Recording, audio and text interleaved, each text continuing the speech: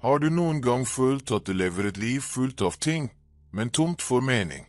At selv om du er omgitt av mange distraksjoner, roper noe inni deg etter stillhet, klarhet, frihet? Jeg vil fortelle deg en historie.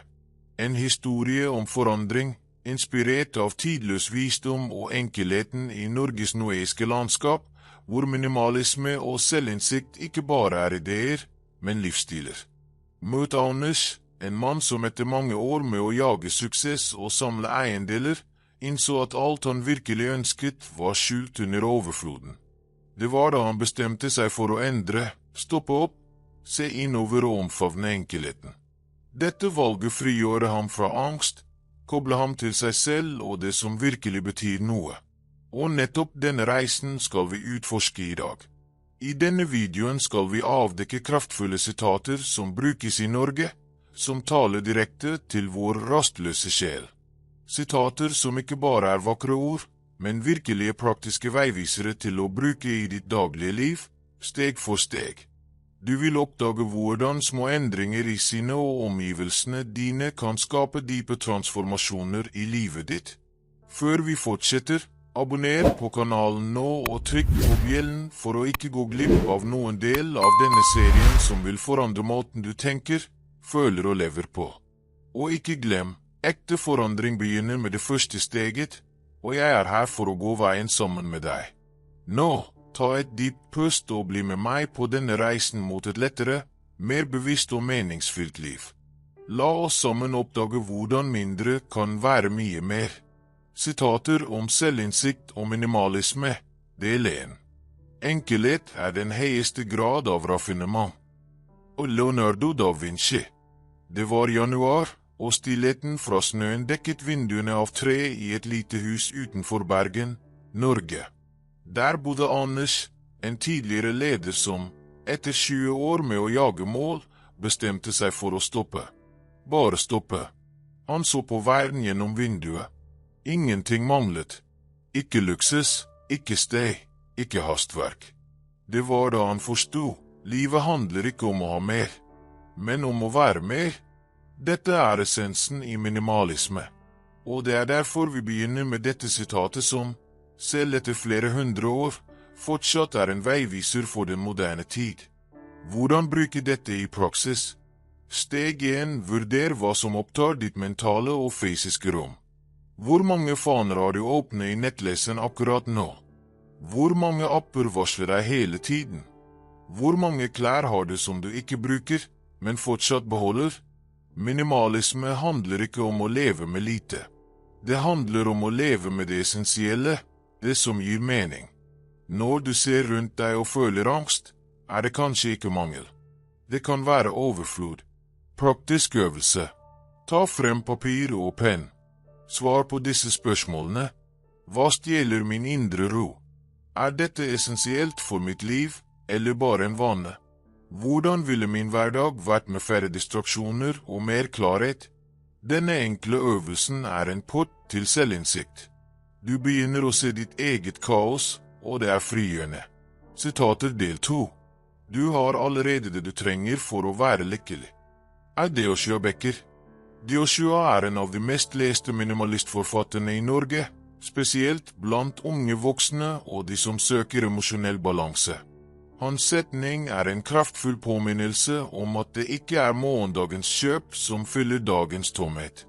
Kari, en ung kvinne fra Oslo, sparte i flere måneder for å kjøpe en merkeveske. Da hun endelig fikk den, var gleden tilbake til 2 dager. Det som kom etterpå var samme misnøye som før, med en ny tomhet, bankkontoen. Hvordan bruke dette? Steg 2. Praktiser tilstrekkelighetslisten. Før du kjøper noe, spør deg selv, trenger jeg virkelig dette? Hva prøver jeg å føle med dette kjøpet? Har jeg allerede noe som fyller denne funksjonen? Mental trigger for forventning. Hver gang du utsetter et kjøp, oppdager du om det var et ønske eller bare en distraksjon. Sitater del 3. Lykke finnes ikke i å skaffe mer, men i å ønske seg mindre. Og Sokrates. Tenk deg å leve i et land som Norge, hvor naturen er overalt, luften er ren, og stillheten er en del av landskapet. Og likevel, Mange lever i uro, som om noe fortsatt mangler. Hvorfor? Fordi misnøye ikke ligger utenfor. Den ligger inni oss. Sokrates lærer oss at problemet ikke er hva vi har, men hva vi stadig ønsker, uten kontroll. Hvordan praktisere? Steg 3. Ritualet med 3 daglige refleksjoner. Før du legger deg, spør deg selv, hva brakte meg fred i dag? Hva ønsket jeg, men oppdaget at bare var angst?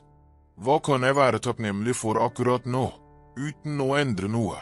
Denne vanen skaper det nordmenn kaller indre ro, indre fred. Og det er denne freden som tiltrekker lettere relasjoner, mer produktivt arbeid og varig emosjonell helse. Konklusjon del 1. Selvinnsikt begynner når du slutter å løpe og begynner å se innover. Minimalisme er veien som rydder stien. Norge har forstått dette for flere tiår siden. Ikke uten grunn er det et av verdens lykkeligste land, selv med kaldt klima og lite sollys i månedene. Mindre er mer. Mer tilstedeværelse. Mer klarhet. Mer deg. Sitater om selvinnsikt og minimalisme. Del 2. Prisen på alt er mengden liv du bytter for det. Henry David Thoreau. Tenk deg å betale ikke med penger, men med timer av ditt liv. Dette var Thoreaus filosofi, og den har sterk gjenklang i Norge, særlig blant unge som velger å forlate karriereløpet for et liv nærmere naturen, enkelhet og fritid. En ekte historie. Torbjørn, en programmerer i Trondheim, sa opp drømmejobben sin etter å ha innsett at hans suksessliv krevde 70 timer i uka. Han regnet ut, den nye TV-en kostet ham 3 dager av livet hans. Telefon, en uke. Det nye abonnementet, 2 timer i måneden, hver måned. Han kjøpte ikke ting. Han byttet bort livstimer for distraksjoner. Hvordan bruke dette i praksis? Steg 4. Beregn din ekte tidskostnad. Før du kjøper noe eller tar på deg en forpliktelse, spør deg selv, hvor mange arbeidstimer koster dette? Hva mister jeg muligheten til å leve for? Vil dette forbedre livet mitt eller bare distrahere meg fra det som betyr noe? Mental trigger for kontrast. Når du ser verdien i livstimer, mister mange ting sin mening, og du får frihet. Sitater del 3. Den som ser ut, drømmer. Den som ser inn, våkner. Carl Jung. Carl Jung er mye studert ved norske universiteter og sitert i podkaster, terapigrupper og selvhjelpsbøker. Hans sitat symboliserer et vendepunkt i selvinnsikt, når du slutter å søke svar utenfor deg og begynner å finne mening inni deg selv. Et praktisk eksempel. Marit, en lærer i Bergen, merket at hun flyttet by, kjæreste og frisyre ofte, men tomheten var der fortsatt. Først da hun begynte å praktisere refleksiv skriving og daglig stillhet, så hun et mønster. Hun flyktet fra seg selv. Praktisk øvelse. Steg 5. Indre bevissthetsdagbok. Skriv i 5 minutter hver dag, og svar på. Hva følte jeg i dag? Hvorfor påvirket det meg så sterkt? Hvilken del av meg trenger å bli hørt? Ikke rediger. Ikke sensurer. Ikke korriger. Dette er starten på din emosjonelle helbredelse. Mental trigger for identifikasjon. Du er ikke fortapt. Du er bare distrahert fra deg selv. Sitater del 4. Det er bedre å ha få ting med sjel enn mange uten mening. Ukjent, populært i Skandinavia. Dette sitatet har blitt et mantra i norske minimalistmiljøer. I et land hvor hjemmene er små, men koselige, og gjenstandene er nøye utvalgt, handler det om emosjonell kvalitet, ikke materiell kvantitet. En kopp med historie. En bok lest 10 ganger. En stol arvet fra bestefar. Det er sjel. Det er mening. Hvordan praktisere? Steg 6. Gjennomgang av ditt emosjonelle miljø. Se rundt i hjemmet ditt og spør. Har dette noe historie, eller er det bare rot? Representerer denne gjenstanden meg? Hva kan jeg gi bort for å gi plass til det som virkelig betyr noe? Ved å åpne plass inviterer du letthet. Hjemmet blir ryddigere. Og sinne også. Konklusjon del 2. Disse sitatene hjelper oss å forstå noe dypt. Din tid er din mest verdifulle valuta. Ditt sinn er ditt hjem. Og ditt hjerte trenger stillhet for å bli hørt. Selvinnsikt begynner når du slutter å leve på autopilot. Minimalisme er veien tilbake til din essens. Sitater om selvinnsikt og minimalisme, del 3. Livet kan bare forstås baklengs, men må leves forover. Søren Kierkegaard. Søren Kierkegaard var en dansk filosof som studeres mye ved norske universiteter. Hans sitat inviterer oss til å gjøre fred med fortiden uten å la den definere fremtiden. Ekte historie. Mikkel, en 33 år gammel nordmann, brukte år på å gruble over en feil beslutning og droppe ut av universitetet for å starte egen bedrift som mislyktes. Først da han leste Kierkegaard, forstod han. Min historie var ikke en feil, den var en lærer. Han brukte fortiden som fundament, ikke som fengsel. I dag er han mentor for unge som frykter å starte på nytt. Hvordan bruke dette? Steg 7. Skriv din nye fortelling. Ta frem en notatbok og skriv.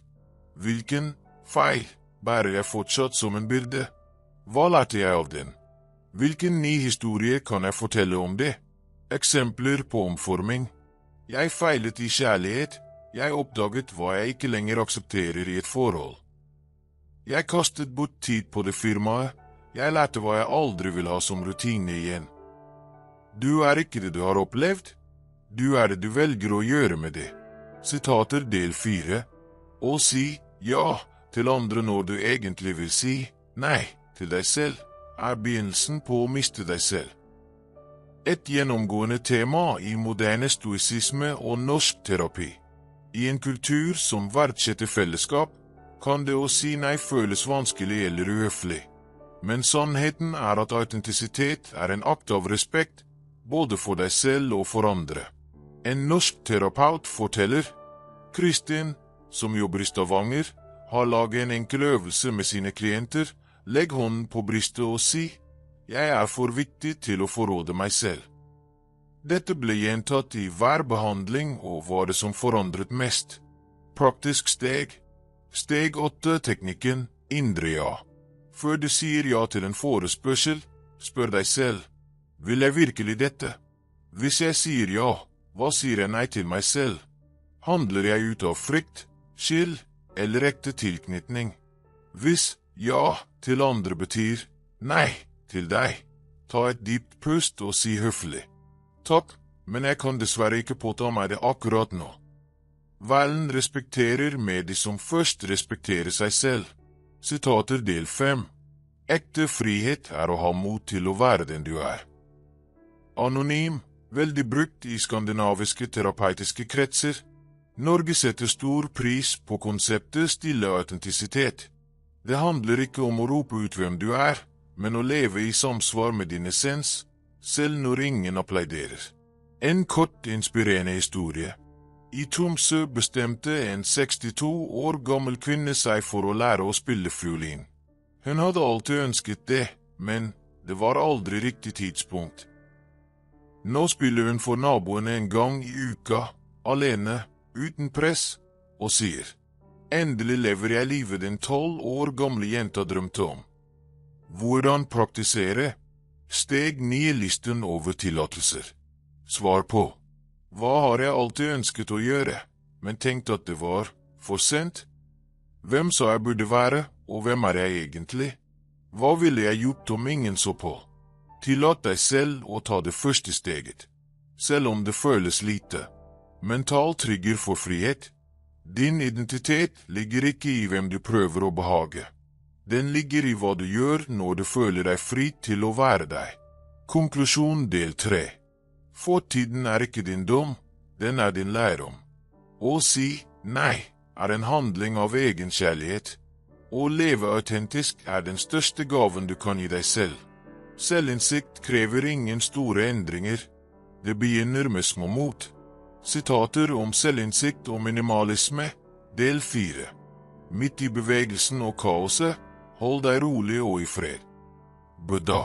I de lange norske nettene, hvor naturlig lys er sjeldent, har kulturen lært å verdsette stillheten som et tilfluktssted for sinnet.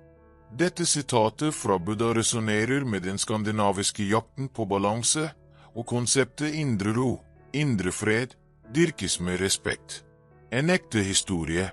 Elin, bosatt i Tromsø, oppdaget at angsten hennes minket betydelig når hun tok seg 15 minutter daglig til bare å sitte i stillhet og se på snøen som falt. Ingen telefon, ingen stressende tanker, bare henne og øyeblikket. Hvordan praktisere i hverdagen? Steg 10, stillhetsritualet. Sett av 5 til 15 minutter hver dag til. Sitte på et rolig sted. Puste dypt. Bare observere tankene dine uten å dømme dem. Mental trigger for knapphet. I en verden som roper, er stillhet en kraftfull luksus. Sitater del 5. Kunsten å ikke gjøre noe er kunsten å finne seg selv. Ukjent. I Norge omfavner konseptet friluftsliv, uteliv, øyeblikk av kontemplasjon og enkelhet. Dette betyr ikke latskap, men dyp forbindelse med øyeblikket og omgivelsene. Praktisk eksempel. Joar, en kunstner i Oslo, sier at hans beste innsikter kommer når han går sakte gjennom skogen uten mål, bare til stede. Hvordan praktisere? Steg 11 er bevisst ikke-gjøring. Bruk tid på å ikke gjøre noe med et spesifikt mål. Det kan være å gå, sitte ved en innsjø eller bare se på himmelen. Ved å gi slipp på travelheten åpner du plass for nye ideer og selvinnsikt. Sitater del 6. Å være til stede er å være i livet. Eckhart Tolle. Sitater om selvinnsikt og minimalisme, del 5. Det er ikke hva du eier, men hva du slipper taket på som definerer din frihet. Ukjent. I den noeiske kulturen er det å gi slipp en essensiell praksis for å leve lett. Enten det handler om å gi slipp på ting, følelser eller forventninger, blir motet til å slippe taket sett på som frigjørende. En ekte historie.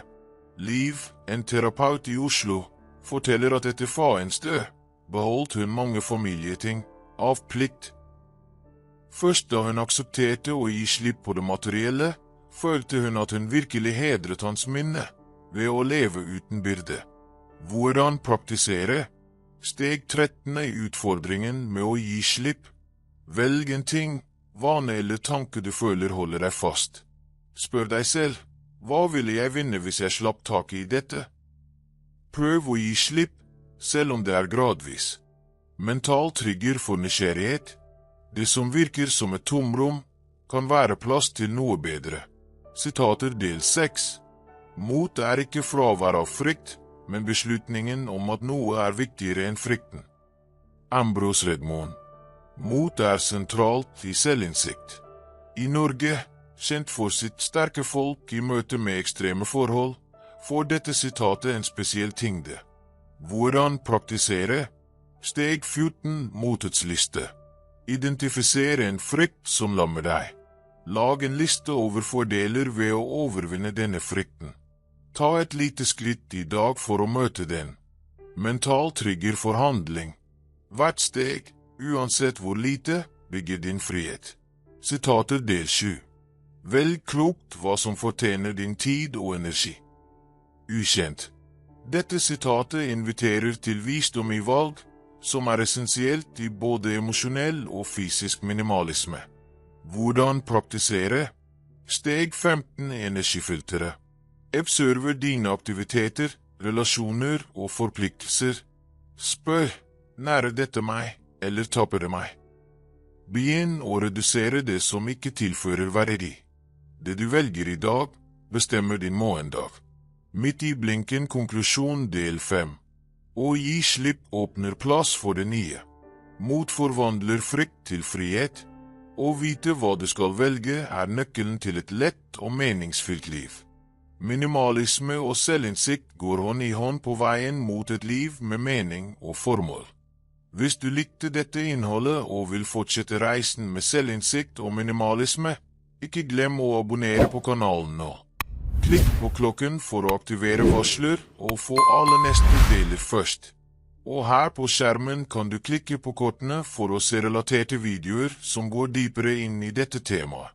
Din reise starter med et steg, og dette steget er her, på denne kanalen. Jeg gleder meg til å se deg i de neste videoene.